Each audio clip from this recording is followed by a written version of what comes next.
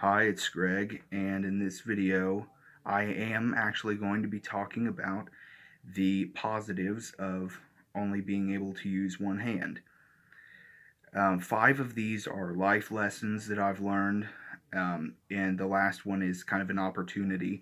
These are things that are kind of personal to me. Maybe some of you out there have also found these to be positives. You might have a different list, but regardless, I'd like to share this with you all because I feel like it adds a very good perspective to, you know, a situation can, maybe not be so negative depending on how you look at it. And so I'll just jump right in. First one is learning to improve.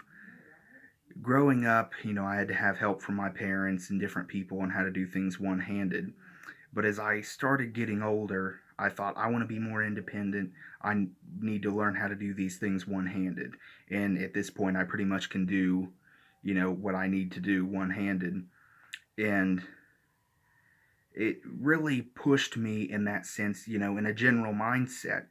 I try to improve in other aspects of my life, such as, career wise, in college, being a better Christian.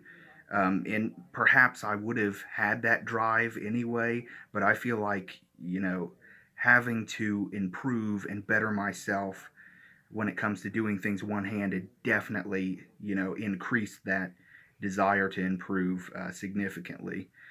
The second one is not to judge others' abilities. So people do this, I would say, unintentionally a lot.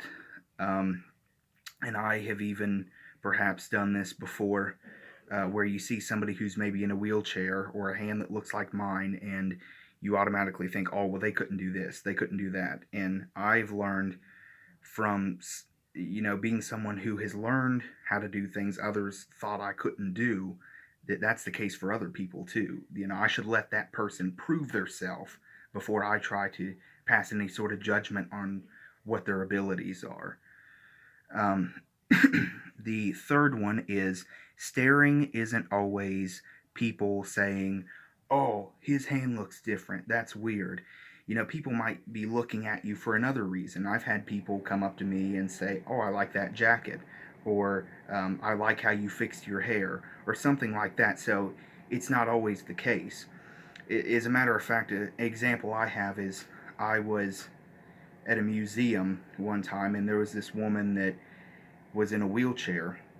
And so, of course, I tried not to stare at her, too much so that way she wouldn't take offense and think, oh, well, he's staring at me because I'm in a wheelchair. But as she looked away, I would continue to look back and forth at her.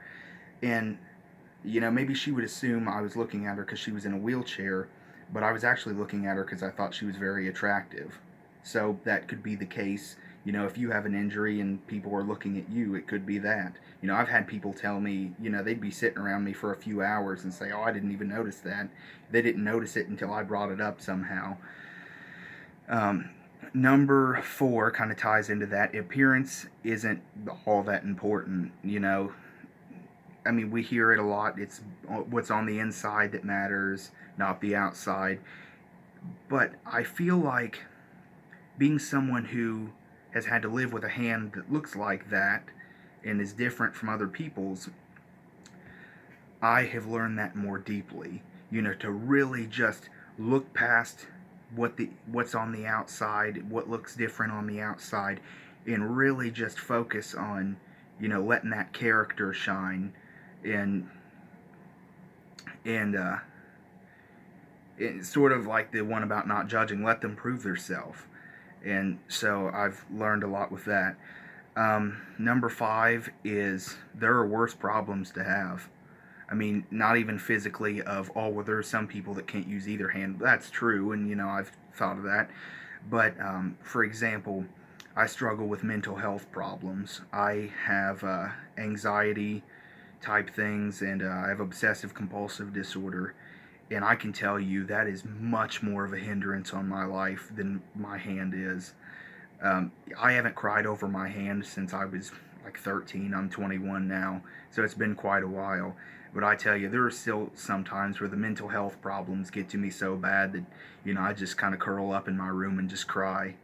And yeah, I'm not trying to get sympathy by telling you all that or trying to get you to feel sorry for me or anything. I'm doing quite well with that right now. But, it's your hand, not being able to use your hand, that just affects, some physical things that, you can even learn to get past.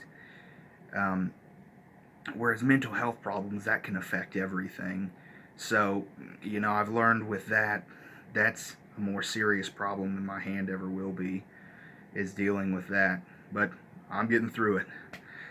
All right, and finally, positive is being able to share my story and, what I can do one-handed. I mean, if I could use both hands, what would I make videos about? I mean, probably goofy stuff in my room of me trying to be funny or something, but that's how I started off.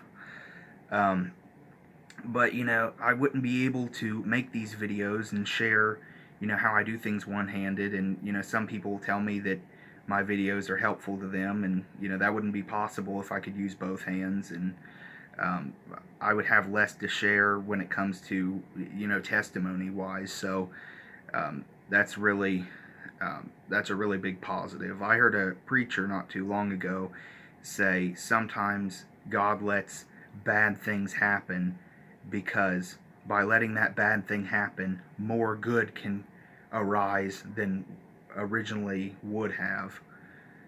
And I when I was making this list, I really realized that a lot with only being able to use one hand. All right, so thank you for watching. If you have any suggestions for videos or questions, as always, leave them in the comments section below and I'll take a look at them.